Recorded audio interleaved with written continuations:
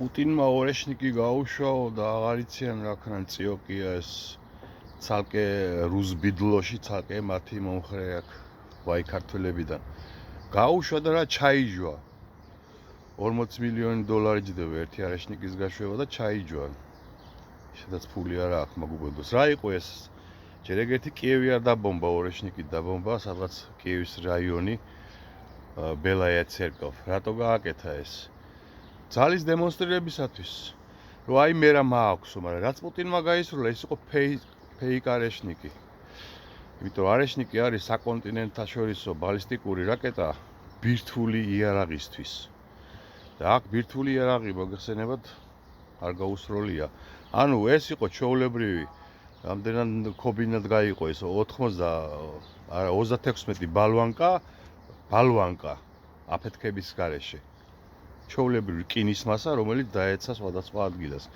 ანუ ერთი რაკეტა იყოფა 36 ქობინად всё მორჩა ეს არის და დააკმაყოფილა თავისი ბიდლოს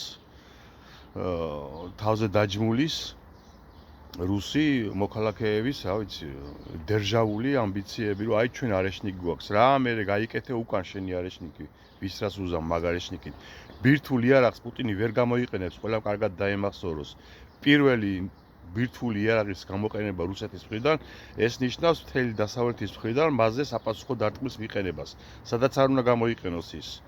უკრაინაში თუ ვინც სადაც არ უნდა იყოს, იმიტომ აკრძალულია პირველი, შენ არ იყენებ. როცა შენ გესხმიან ატომური იარაღით, მაშინ იყენებ შენ ორეშნიკებს და იმეებს, სატანებს. ისე არაფერი არ შეგიძლია, იმიტომ რომ მაშინ აგრესორი გამოდიხარ, ხო? და საბჭოთა კავშირის უარესი ის ქონდა, რა ქვია, შეიარაღება და უფრო დიდი და უფრო მძლავრი ნახევარად დახერხეს მე. მაგრამ რა ფლოსტებიანმა მოჯაჰედებმა მოუგეს ომი. ხო გვახსოვს და დაიშალა საბჭოთა კავშირი. ეხლაც ეგრე არის. უკრაინის არმია დედას უტყნავს რუსეთის არმიას.